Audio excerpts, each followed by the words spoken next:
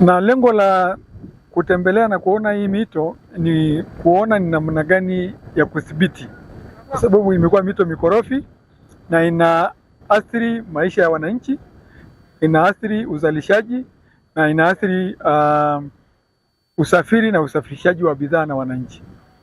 Huu mto wa Pinyinya ambao tumetoka kuangalia ni sawa na mito mingine ya huo mto wa Jue. Unakula kingo, unapanuka kila wakati, na eneo ambalo tumetoka kuangalia ni eneo la uzalishaji la eneo hili la Pinyinya, ndio chakula kinazalishwa.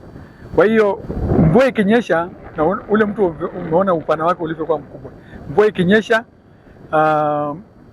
sio tu makazi yanaathirika, lakini watu hawatoki manyumbani kwa muda wa wiki au zaidi. Lengo kuu la kuja kufika hapa ni kuja kufanya site visit kulingana na maeneo yetu. Ukiangalia wilaya ya Ngorongoro, maeneo yake mengi ni maeneo tengefu, na kuna mto ambao chimbuko la haya yote makorongo au hii mito yote kuendelea kutanuka, chimbuko la huu mto unajulikana kama mto Juhe. Sasa mto huu umekuwa ukiathiri kwa sababu karibu ya kila eneo tumejaribu kuzunguka kwenye maeneo tofauti tofauti. Tumeanzia kata ya Pinyinya, penyewe tumeona namna kina kinavyozidi kuwa karibu, manake kina kinakuwa karibu zaidi kwa sababu ya ule mchango unavyozidi kujaa kwa sababu ya maporomoko ya maji.